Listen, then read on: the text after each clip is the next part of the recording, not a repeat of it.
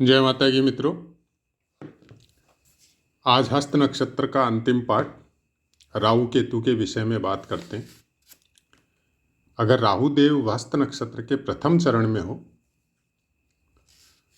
तो जातक तकनीकी क्षेत्र में सफल होता है, लेकिन परिश्रम का फल जो भी वो मेहनत करता है उसका फल में थोड़ी विलंबता आ सकती है।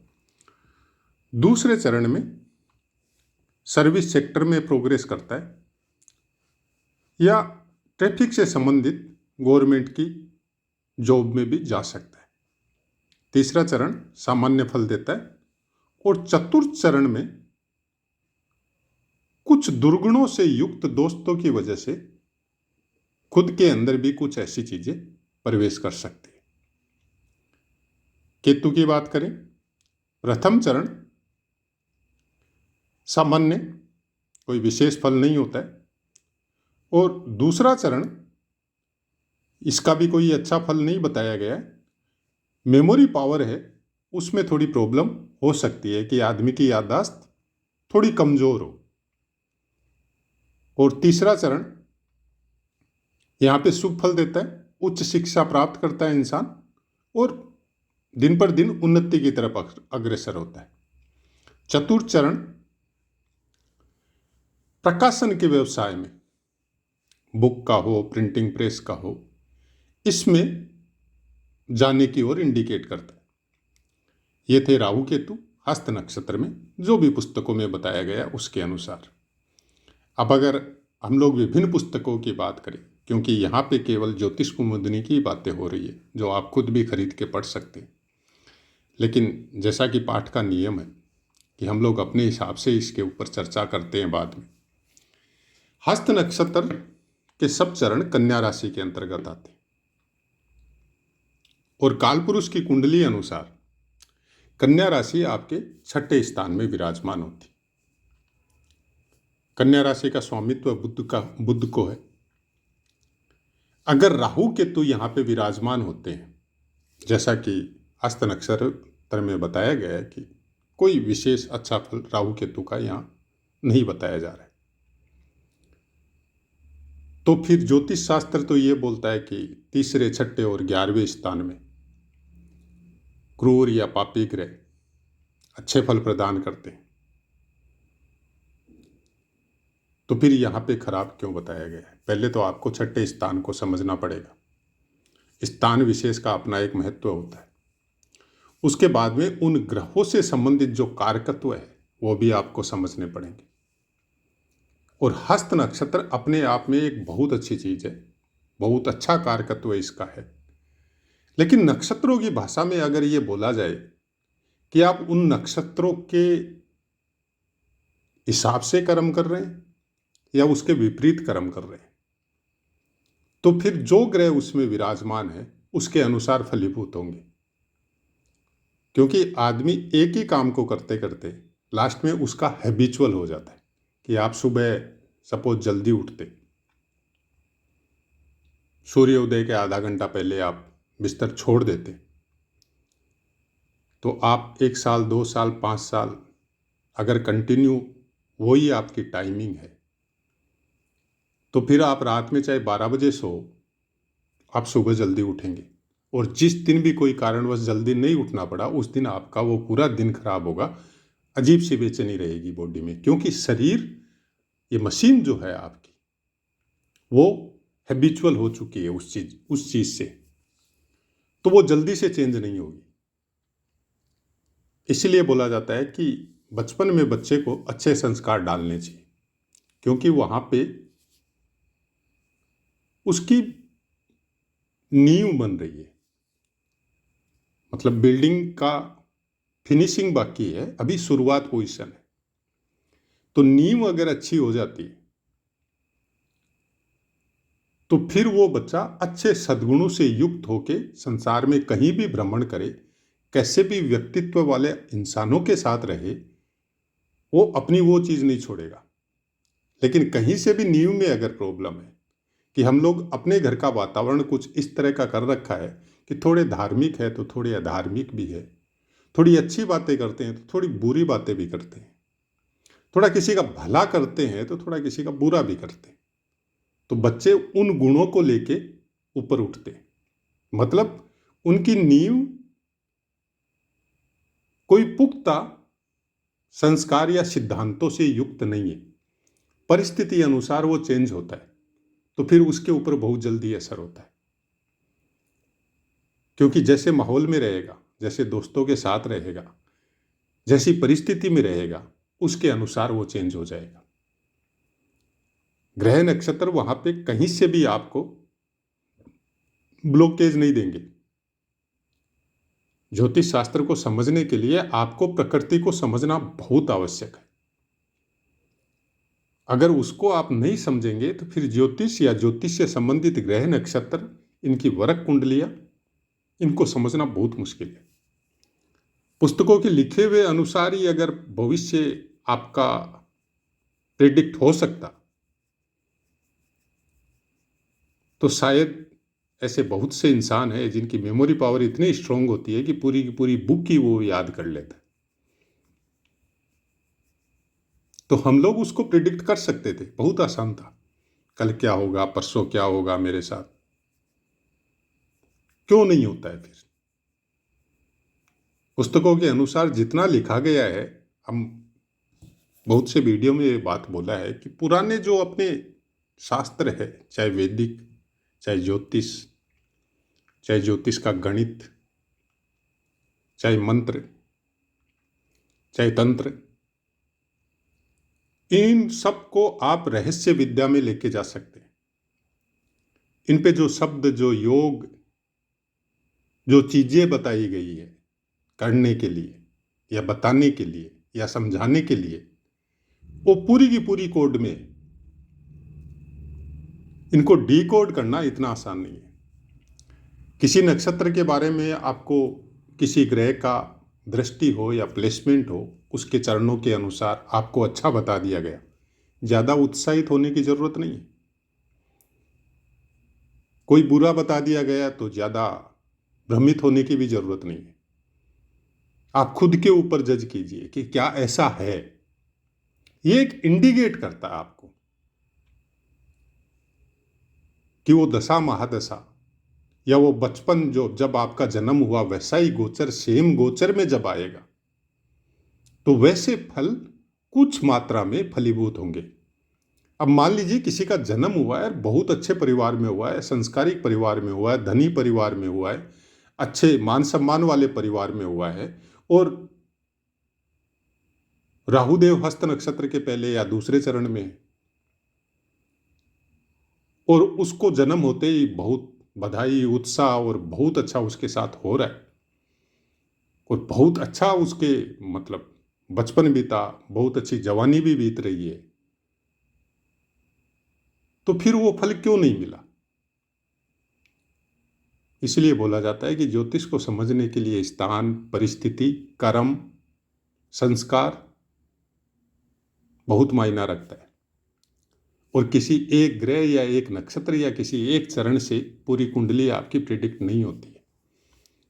ग्रहों की युतियों का अपना इफेक्ट होता है, वरक कुंडलियों का अपना इफेक्ट होता है, और फिर गोचर और दशा महादशा का बहुत जबरदस्त इफेक्ट होता है। कौन सा ग्रह आपको कब फल देगा और पूर्ण रूपेण अपना जो उसको प्रारब्ध जो वो लेके आया है जीव, उस ग्रह से संबंधित उसको जो मिलना है, वो अपनी या अपने दोस्त की महादशा के अंदर अंतरदशा में जब आएगा तब देगा। ये भी ज्योतिष शास्त्र में लिखा है। लेकिन क्या तब देगा ये कंपलसरी है? उसमें भी देखना पड़ेगा कि गोचर में वो कहाँ चल रहा है, कौन से ग्रह से गोचर में कौन से स्थान में वो भ्रमण कर रहा है। तो ऐसा कुछ ज्योतिष में बहुत कुछ आपको जानने को, समझने को मिलता है।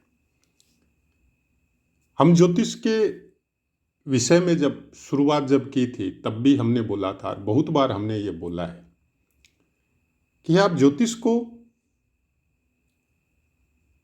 अर्थ उपार्जन करने का जरिया नहीं बनाना चाहते, मत बनाइए। हमने भी नहीं बनाया। बनाना चाहते बनाइए, ये आपकी अपनी इच्छा पर निर्भर है। आप दूसरे कामों में संलग्न है और अपने वर्क कर रहे हैं, चाहे आप सर्विस कर रहे हैं जैसे हम भी सर्विस ही करते, चाहे आप बिजनेस कर रहे हैं, चाहे कोई सोशल मीडिया से संबंधित कोई चैनल चला रहे हैं, आप कीजिए अपना वर्क। लेकिन आप ज्योतिष शास्त्र का अध्ययन जरूर कीजिए, जितना आपको समय मिलता है। आप हंसी मजाक के तौर पे अध्ययन करना चाहते कीजिए, कोई मनाही नहीं है। लेकिन जब हंसी मजाक वाले लेवल में करना चाहते हैं तो थोड़ा निरंतर कीजिए, थोड़ा 3-4 महीने तक कंटिन्यू उस पुस्तक को पढ़िए। एक बार पढ़ लिया फिर दोबारा पढ़िए और खोजिए उसमें हंसी की क्या क्या चीजें मिल रही है, किस तरह हंसी मजाक कर सकते हैं आप, किस तरह ज्योतिष का आप उपहास उड़ा सकते हैं। आप बार बार पढ़ने का कोशिश कीजिए। जब एक बार, दो बार, तीसरी बार जैसे ही आपने पढ़ना चालू किया उस पुस्तक को, कुछ ऐसे पॉइंट खोजने के लिए कि किस तरह से मजाक उड़ाए, आपकी बुद्धि चेंज होनी चालू हो जाएगी।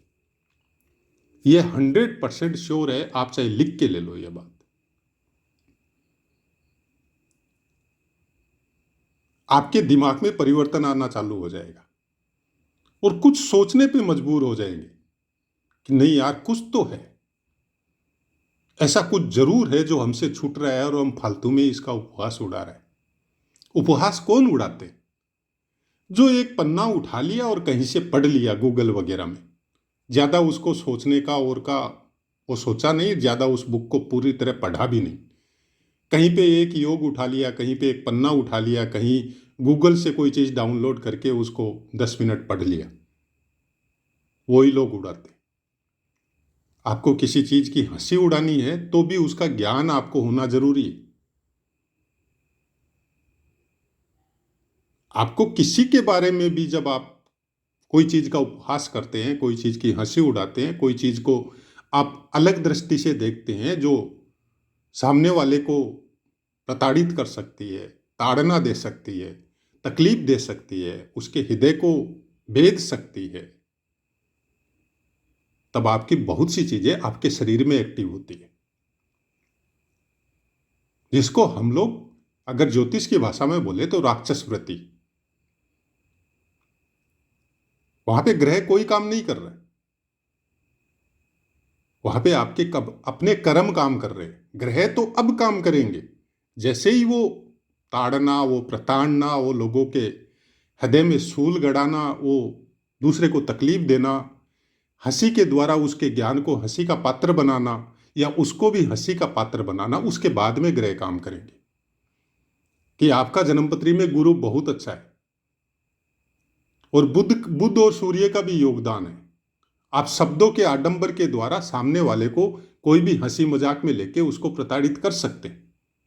ज्ञान तो है इसीलिए कर सकते हैं, शब्दों का आडंबर तो ज्ञान की वजह से ही बुना जाता है, ऐसे तो बुन नहीं सकते। तर्क करने के दो तरीके हैं, एक तो आप सही चीजों पे तर्क करते हैं, एक कुतर्क है जो ऐसे शब्दों का मिश्रण घोल के सामने वाले को प्रताड़ित करते हैं कि सामने वाला शायद आपको रिप्लाई नहीं दे सकता है, क्योंकि उसका तर्क करने का शक्ति एक अलग लेवल का है। तो फिर सबसे पहले नेगलेक्ट होगा गुरु। गुरुदेव जो आपकी कुंडली में बहुत अच्छे फल दे रहा है, गुरुदेव जब बहुतों का कुंडली देखने के बाद में या बहुत सी पोस्टों को समझने के बाद में ये समझ में आता है कि सबसे खराब फल जब देना चालू करता है तो गुरु देता है। उसका कारण क्या है? गुरु ऑल टाइम शुभ होता है, किसी के साथ कोई बुरा वर्क नहीं करता, और जितने भी बुरे फल देने वाले ग्रह हैं, क्रूर ग्रह है, राक्षस ग्रह है, उन सब के फलों को वो अपनी दृष्टि या अपनी प्लेसमेंट की वजह से रोक के रखता है। इसलिए बोला जाता है कि गुरुदेव की दृष्टि जो होती है ना, वो अमृत तुल्य है। मतलब उनकी दृष्टि में, उनकी आंखों में इस तरह की अमृत वर्षा होती है कि जहां पे वो देखता है वहां पे उस जगह को इस तरह से पवित्र बना देता है कि कोई तकलीफ नहीं है। क्यों चिंता करता है? हम है ना। जैसे माता पिता बच्चे को बोलते हैं ना, कोई तकलीफ आने से, तुम क्यों चिंता करता है? हम है ना। सेम जन्मपत्री में गुरुदेव वही चीज है। जब वो नेगेटिव होंगे, नेगेटिव क्या है? वो बुरे फल नहीं गिनने ना, क्योंकि वो प्रारब्ध के द्वारा आपके साथ बंध के आए हैं। वो बुरे फल नहीं देंगे आपको। वो क्या करेंगे, वो आंख मूंद के बैठ जाएंगे। जहां जहां उन्होंने दृष्टि देके आपको, आपके ऊपर अमृत की वर्षा कर रखी है, वहां से उनकी दृष्टि हट जाएगी।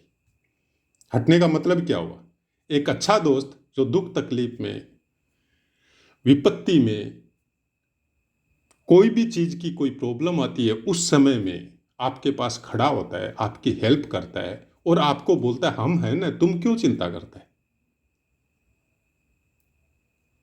वो नहीं आएगा, क्योंकि उसका अपमान कर दिया आपने। उसको अपने सुखों की वजह से, मतलब उपहास और हंसी मजाक में, उस ये भी एक तरह का सुख है कि सामने वाले को नीचा दिखाना, मतलब आत्मा को बड़ा आनंद मिलता है, मन को, कि आज देखो उसको ऐसा ऐसा सुनाया हमने। लेकिन उसका रिप्लाई जब नेचुरलिटी देगा, जो आपके हमेशा आपके साथ खड़ा रहता था, वो नहीं आएगा। तो जितने भी क्रूर है, जितने भी पापी ग्रह है, इस टाइप के इंसान जो आपको, आपके सुख में आपके साथ थे लेकिन आपसे जलते थे, किस तरह से इसको डाउन किया जाए, किस तरह से इसको सबक सिखाया जाए, ये बहुत हंसी उड़ाता है लोगों का। उनका पावर बढ़ जाएगा, क्योंकि गुरु को आपने नेगेटिव कर दिया है और गुरु अपना फल अब नहीं दे रहा है। जहां जहां गुरु की वजह से आपको सुरक्षा मिल रही थी, वो सुरक्षा आपकी हट चुकी है। बोलते हैं ना कि जैसे स्त्रोतों के द्वारा, या हम लोग जब पुराणों का या वेदों का अध्ययन करते हैं, तो या फिर पुस्तकें उठाते हैं, दुर्गा सप्तशती हो या सूर्य पुराण हो, तो वहाँ पे कवच का निर्माण, कवच क्या है, कवच प्रारब्ध के द्वारा आपको प्राप्त होता है।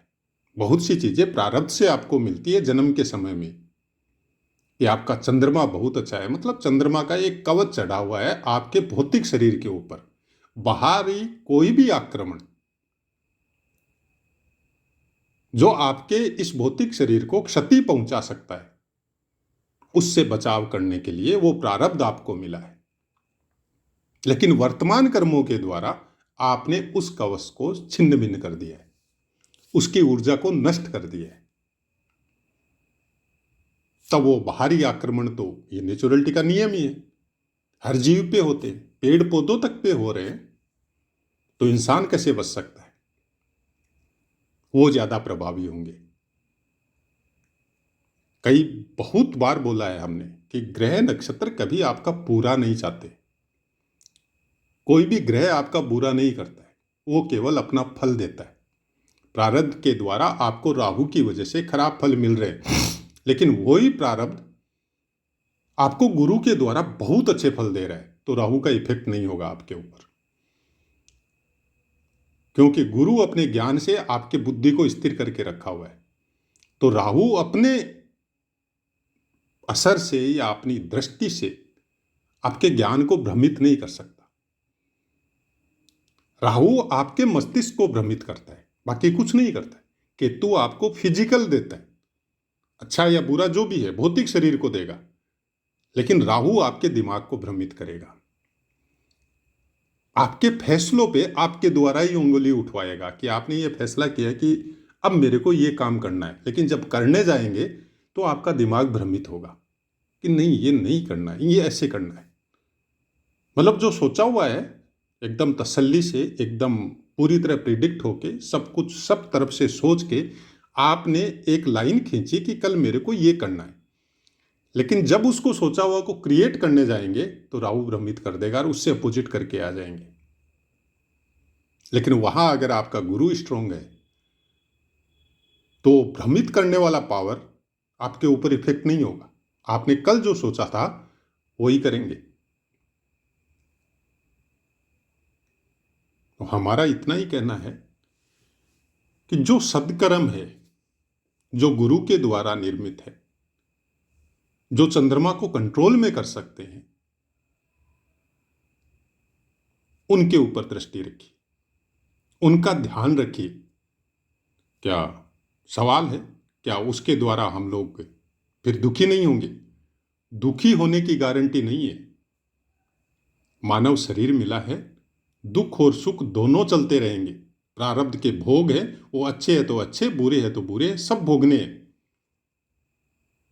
उससे होगा इतना कि आपका हृदय, जो आत्मा, जिसको प्राण शक्ति जिसको बोला जाता है, आपका मन जो हर तकलीफ में डट के मुकाबला करता है, आपका विल पावर जो बड़ी से बड़ी तकलीफ में आपको नीचे नहीं गिरने देता, वो शक्ति आपकी बढ़ी हुई रहेगी। क्योंकि वो सबको आपने अच्छा करके रखा है। चंद्रमा को आपने कंट्रोल करके रखा है, और गुरुदेव को आपने बहुत अच्छा बल दे के रखा है, चाहे आपकी कुंडली में कैसा ही विराजमान है। आपका सूर्य भी आपका साथ दे रहा है, तो फिर बाकी शक्तियों का पावर नहीं चलेगा आपके ऊपर। तकलीफें जरूर आएगी, ऐसा बात नहीं है तकलीफ नहीं आएगी, वो आएगी, वो अपना जो उसका जो प्रारब्ध है वो होगा। लेकिन इन तीनों की वजह से, इन सब चीज़ों की वजह से आपके अंदर वो पावर रहेगा कि इनका आप डट के मुकाबला कर सकते हैं। जो हम लोग पुराणों की या उपनिषद है उनकी कहानियाँ जब हम लोग पढ़ते हैं, सुनते हैं, देखते हैं, तो उसके द्वारा हम लोगों को यही शिक्षा मिलती है कि आप अपने कर्मों में हमेशा सजग रहिए, उनको गलत मत होने दीजिए, परिस्थिति चाहे कैसी भी। लेकिन कुछ चीज़ें हैं जिनका हमेशा पालन होना चाहिए। तो आशा है मित्रों पाठ समझ में आया होगा। वाणी को विराम देते हैं और आपसे आज्ञा लेते हैं। जय माता।